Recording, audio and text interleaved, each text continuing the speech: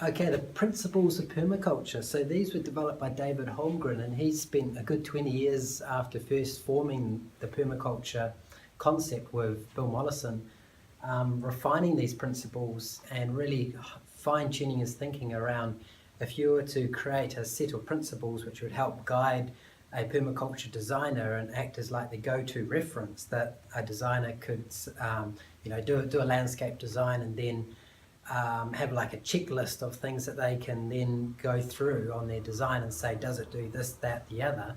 So it's kind of like the intention or the objectives that help guide a permaculture design. So there's 12 of them. They were designed around the points of a clock face, so 1 to 12 around a clock, and each one represented by a different symbol. But I'll just go through now and just briefly outline what the intention of each of the main principles are. So the first one is observe and interact. And the importance of this is that instead of rushing in too much and applying too much of what you think is a good idea in a landscape, it's to really take the time to slow down, observe what's going on around you, and use that feedback to help inform and progress your design. Because whatever you do in a design, it's going to change over time, and your own objectives and your own thinking is going to evolve and progress over time too. So taking that time to observe and interact is allowing the environment to give you that feedback to help guide and evolve your design that you're applying to that landscape. So it's really taking time to receive feedback from environment.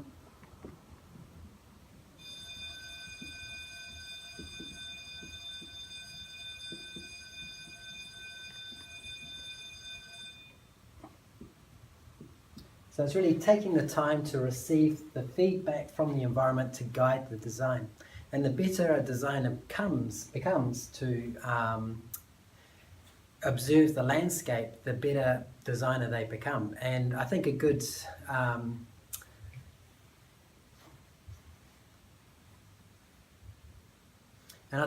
discipline around applying the observe and interact is doing a diary of some type.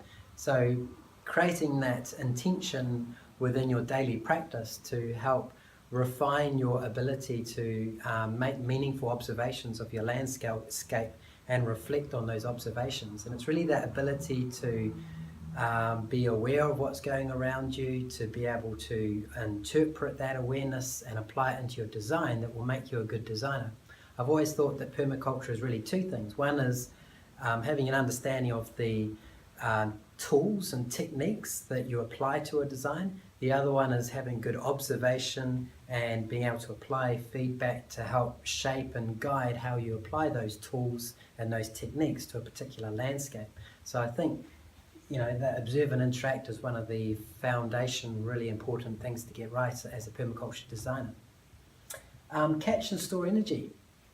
A good way to kind of visualize this is the web, because a web used for catching flies in the case of the spider web, but in an environment in general, a web serves the purpose to capture what energy is flowing through that system and make the best use of that energy before it's lost.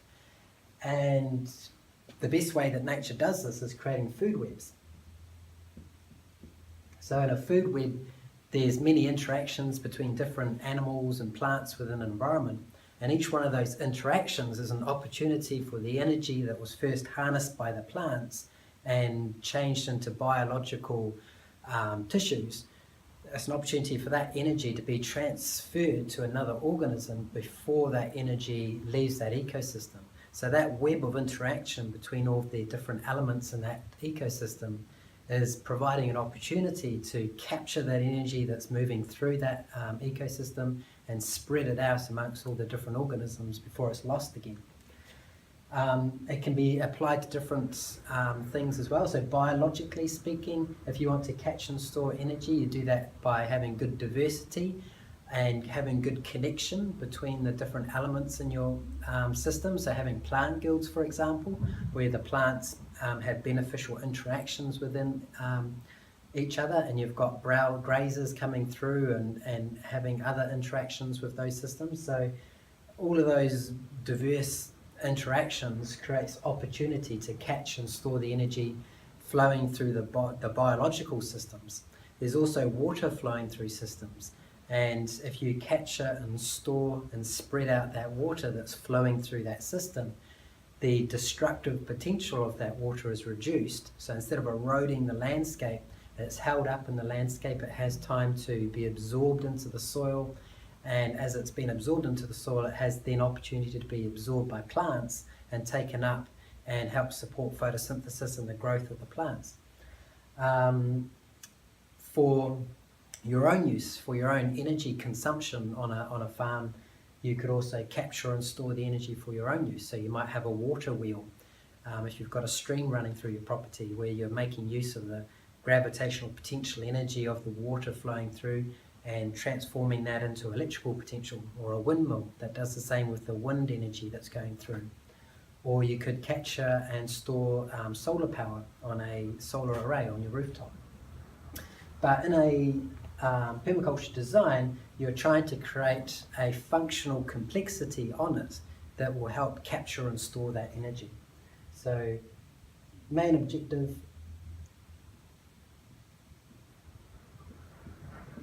is to create a functional complexity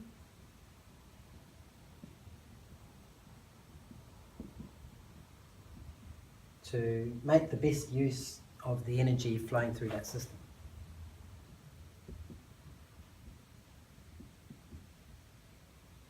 Energy available. Okay, obtain a yield. So that ties in with the energy, because a yield is a type of energy, whether it's a biological yield or a water yield or an energy yield, they all relate to the energy that's flowing through that ecosystem. And you want to be able to design your system in a way that it's creating an abundance of productive elements that you can obtain a yield from. And that yield may be just for your own sustenance, so you might be your objective might be for self-sufficiency. Oh, excuse me. So your objective might be for self-sufficiency, and you're trying to obtain a yield to support your own livelihood on that farm. Or your yield might be a financial one, so you want to be able to transform the yield of the farm into a financial yield. And there's lots of different elements in doing that successfully. At the production level, the elements are designing a system which has good beneficial interactions that creates an oversupply of a certain product within that ecosystem, and that oversupply you can then harness for production.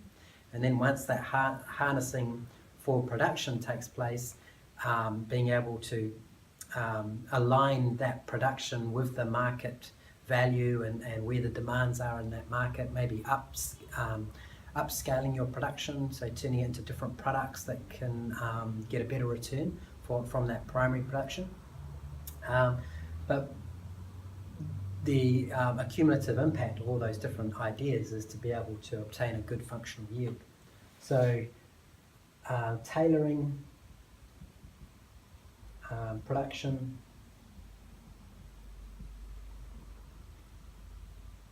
towards useful yields. And it might not be just food production you're talking about too. The yield might be one of community. So if your permaculture design is one which is primarily involved with strengthening community and providing a good good activities within that community that helps strengthen positive interactions between people in that community, the yield that you get would be those social interactions and the beneficial feeling from doing it. Okay, apply self-regulation and accept feedback. So it ties in a little bit with this observe and interact. So based upon those observations and the interactions that you've made, you then apply self-regulation and how you enact that design, and you accept the feedback from the environment to make little tweaks and modifications to your design that will change the assembly of your species and how things fit together and the production that's possible. So it's really fine-tuning, I guess, your initial design and your initial intention based on the feedback from the environment, and making subtle alterations to fit in with that feedback to optimize your production. So it's making use of feedback,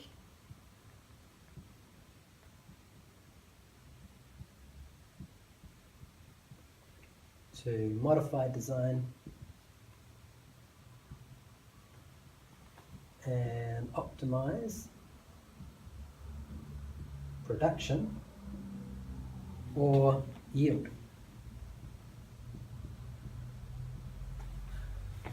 Okay, so we're moving on. So use and value renewable resources and services. If it's renewable, it's one that can be constantly extracted from. And the best example of a renewable resources are those that are provided by the environment, like sun and wind and water, and constant supply and a renewable supply in the environment. But also biological systems. Biological systems are self-perpetuating. They can breed up, they can expand, and that is a renewable resource. If you harness the biological potential of a system, it's renewable. And what we tend to do is focus on consumption of fossil fuels and technological designs for something that doesn't really make use of those renewable resources. And the application of that can be quite interesting. There was one example I saw recently where it was a person in a glass house. So in this glass house, they had solar panels on the roof, and the solar panels were used to pump up salt water and to desalinate the salt water to create fresh water to then irrigate those plants. And that was mostly done hydroponically, and there was an import of fertilizers to be able to fertilize these plants living in this glass house under aquaponic solutions. And this was promoted as being the ultimate kind of sustainable production system, because it was using solar panel to desalinate salt water to create into fresh water. So it was using one renewable resource, which was the sun, and therefore, based on that use of a renewable resource, the whole production was said to be renewable. But if you consider, the production of all of those materials and the fertilizers and the construction of the glasshouse, and you compare that to the output of energy from the food produced, then you can soon see that it's not very renewable, because there's a lot more energy and resources required to put into that system than is obtained out of that system. So a good kind of litmus test of if your system is based on renewable resources and services is, do you obtain more energy from the production of that system than is required from the energy to put into that system? So I'll just put that up here as the litmus test. So litmus test equals more energy obtained from production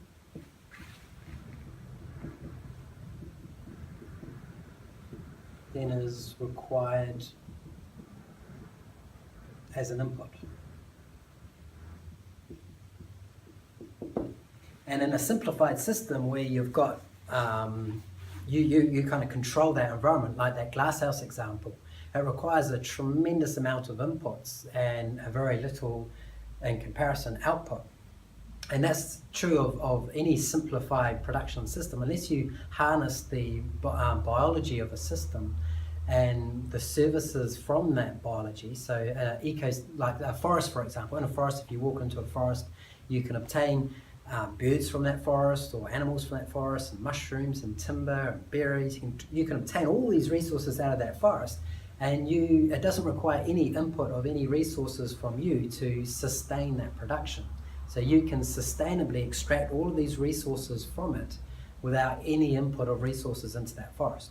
So that would be the ultimate example of a renewable resource, because the litmus test is you've got far more energy obtained from that system than was required to put into that system.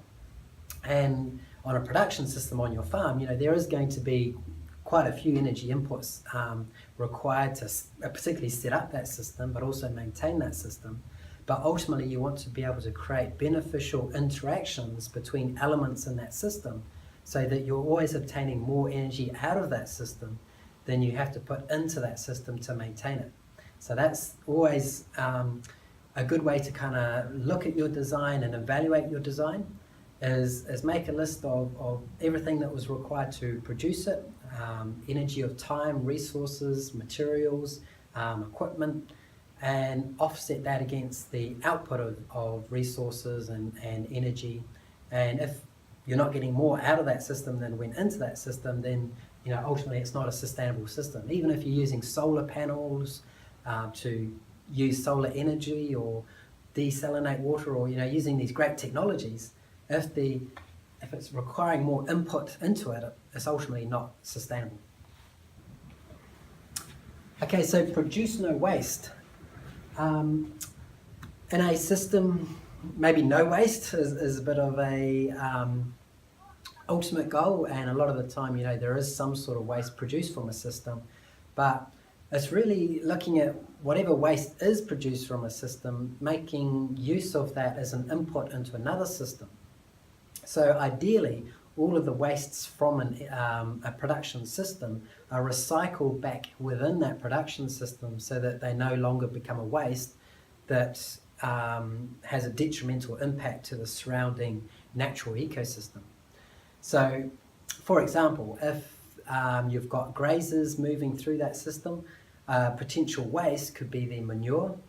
If that's produced in excess quantities, it will enter into the runoff, enter into streams and rivers, pollute those rivers, create eutrophication, which is when you get a spike in the nutrient levels and you get algae blooming in those systems and smothering the environment so that other fish can't live in it. So instead of that happening, reducing the number of grazers, having them operate in that system so that they're moved around into new spaces, and the manures they produce are being absorbed not only by grasses but trees and other systems, so that they're not entering into streams and rivers in excess quantities that will be harmful to those systems. And sometimes, small amounts of manures and fertilizers and things entering into a natural system is not going to be harmful to that system. It's only in excess quantities that it will be harmful. And at the moment, all agricultural production systems, because they're so simplified, require a high input of resources and energy and fertility to maintain their production, and also produce a large amount of waste. So the only way to really produce no waste is to create lots of beneficial interactions within your production system so that the sources of wastes are becoming inputs into other types of production systems.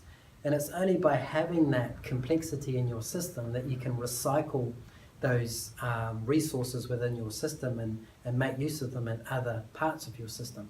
And really what you're trying to do here is emulate how a natural ecosystem works. So in an ecosystem, like if you've got a pond, for example, and you've got all these birds in the pond continuously pooing into that pond, if there weren't all these plants that were in that pond and algae and invertebrates and things making use of those nutrients, then it would become a pollution. So it's that functional complexity that's in that pond natural system that is making use of that input of fertility from all of the bird poo and using it as an input into production of other types of systems so that you get this lush and productive plant growth on the borders and inside that pond. So in a similar way in a production system, you want to look at what types of waste are being produced. You might focus on, say, 3 types of main production and look at their inputs and outputs. Within those 3 types, you might want to integrate them together, but some of their outputs might not integrate in just 3 elements. So you might have other elements in your farm that are in support of your main 3 elements, or to make use of their waste so that it's not entering into the surrounding environment and polluting it. So produce no waste is creating this functional complexity to recycle resources within that system so that they don't enter into natural environments to become a waste.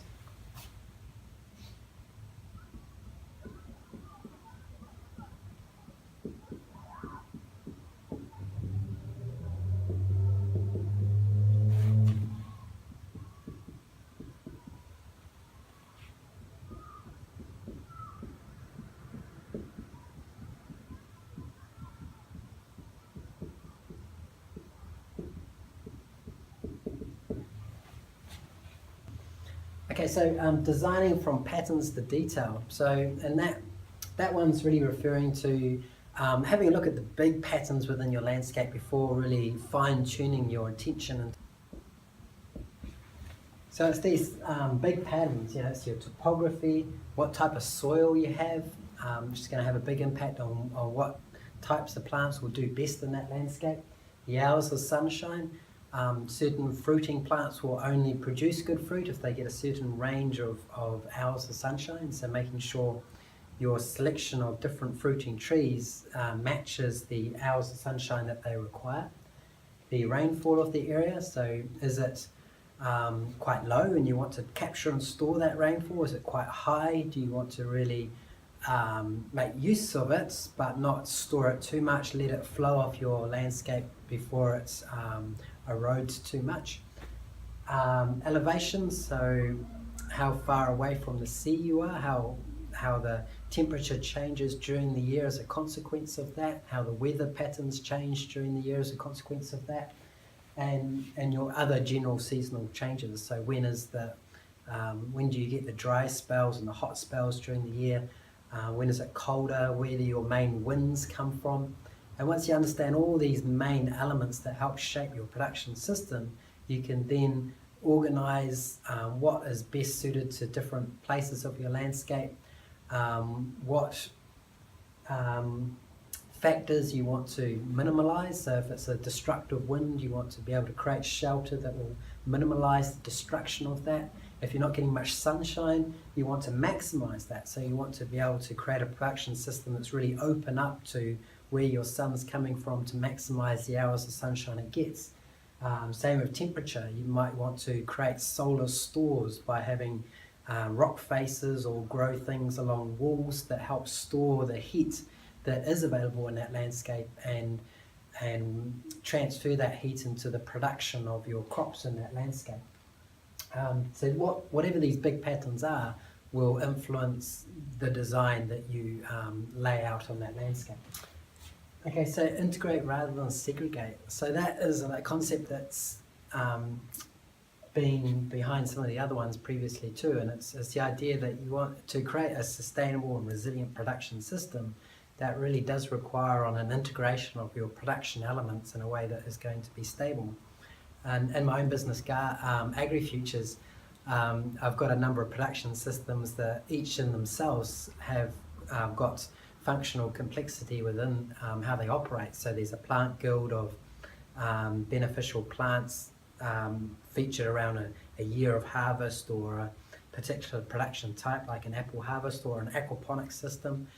And the idea with the designs that I put together is that each one of those systems can be integrated in different ways depending on the objectives of the person that owns the property and the features of that landscape, to create this functional integration. So instead of each system being separate to each other and requiring its own separate input of resources and potentially creating waste as well, if you interconnect those systems, then the input of one can come from the output of another system, and therefore the resources are being recycled in that system to create this web of diversity that helps store the energy that's flowing through your landscape, helps recycle material within those production systems so that as little waste as possible is produced as it leaves those systems.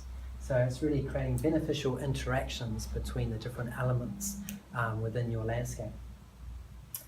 Use small and slow solutions. So it's often recommended when you first move on to a landscape that you should spend the first year just observing that landscape and seeing different things like where does it dry out during summer, where does it get boggy during the winter, and if you get a high rainfall during winter like we do in New Zealand, how high the groundwater is, where frost pockets are in your landscape, how different wildlife elements might cause problems at different times of the year or could create a resource at different times of the year. And based on all those observations, building up an understanding of all the different factors within that landscape in which your production system can be designed within, so it fits within those complexities that you've identified in your landscape.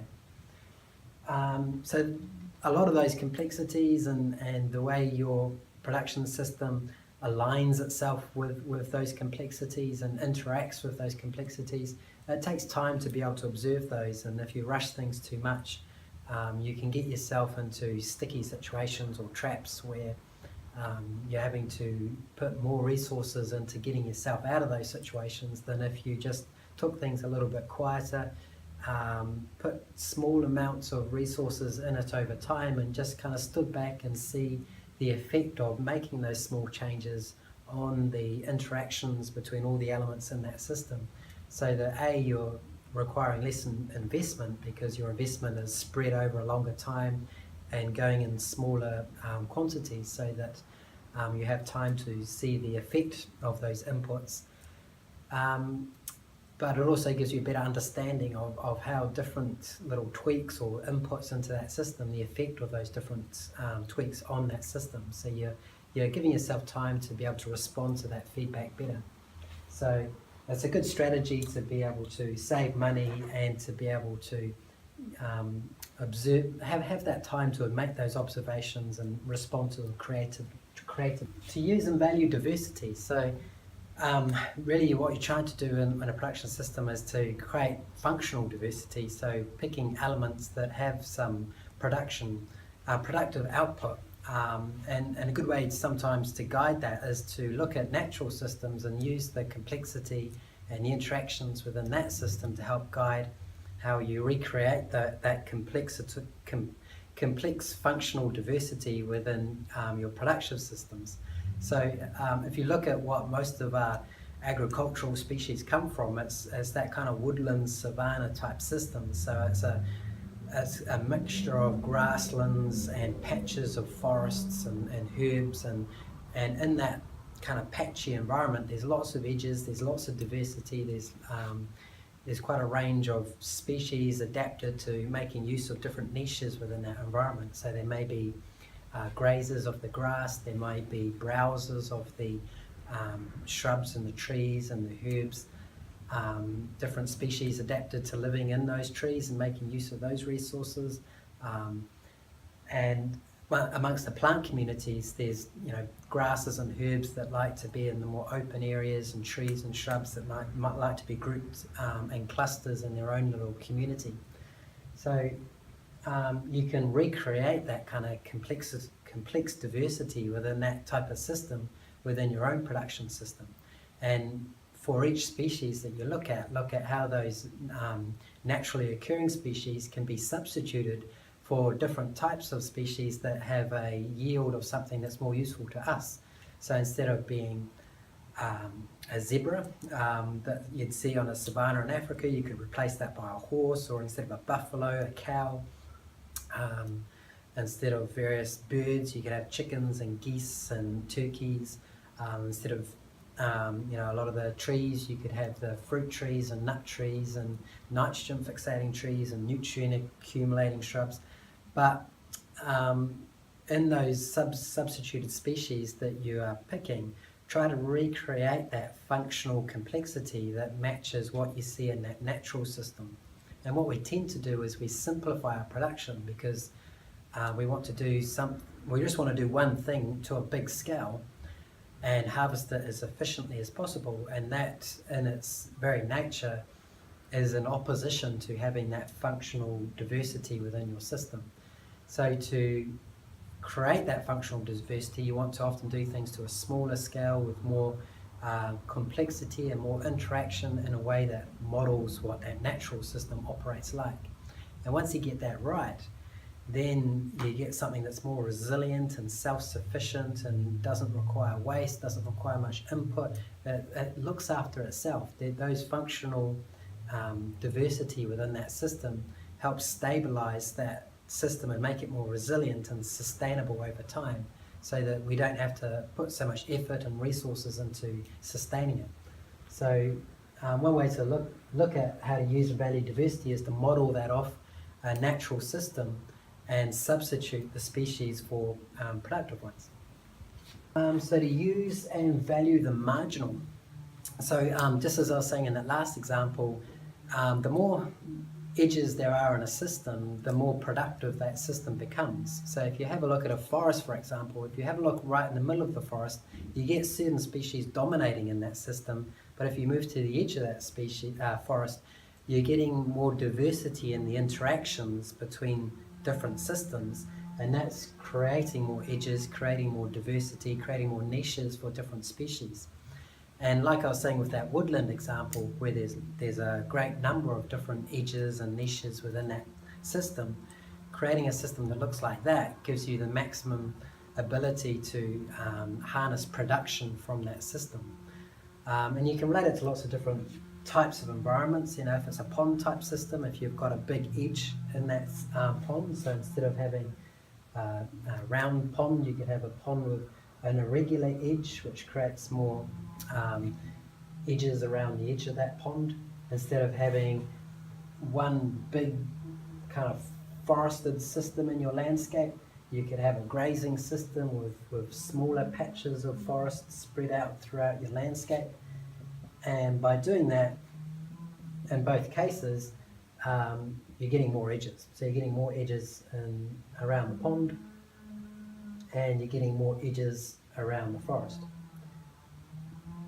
And that allows you to, that increases the production, because the nature of edges in themselves is to be more productive, because when you're getting an interaction between two types of systems, whether it's the terrestrial and the aquatic, or the forest and the grazing system, those edges are more productive because there's more interactions going on, there's more recycling of nutrients, there's more energy flow in those systems.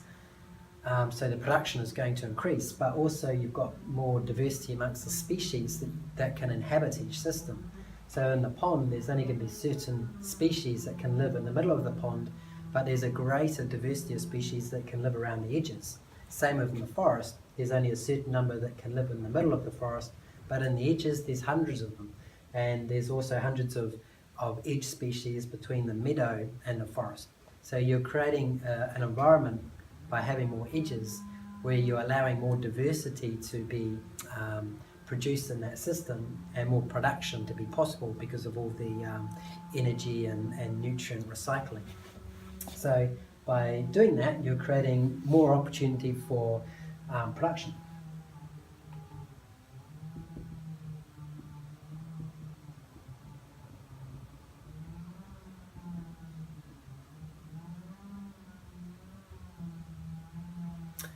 Okay, so last one, so it's been 12 principles, quite a lot to get your head around, but last one is to creatively use and respond to change. So as you're using small and slow solutions, as you're applying self-feedback and regulating your responses in response to the feedback from the environment, the actions that you take in response to all that feedback, as much as possible, you need to utilize your creativity. The one resources that humans can do very well, we're not good at a lot of things, but one thing we are good at is our creativity, and to be able to use that creativity to respond to changes and come up with productive solutions to that.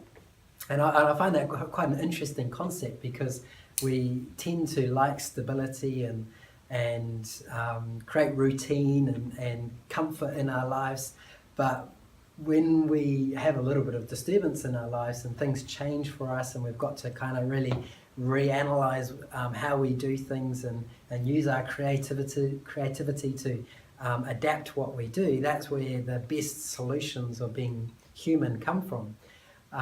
So it's good in a production system that you're trying to achieve to make use of that creative response to changes in your environment, to tweak what you're doing and to respond to the feedback from the environment and come up with new and interesting solutions. And it's something you can apply to your own life.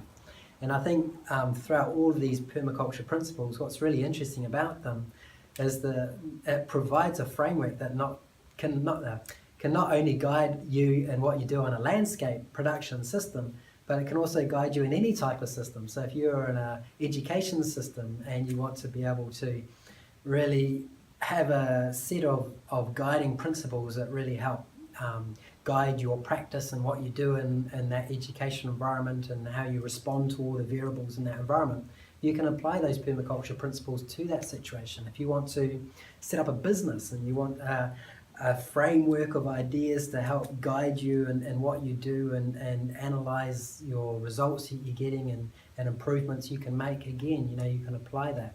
Or, social community situations, again, you can refer to those principles to help guide you through those interactions. So it creates great value in that you can use this permaculture principles understanding in any context of life to help guide you through that context and evaluate what you're doing in that environment and how you can come up with better solutions and help creatively come up with better solutions.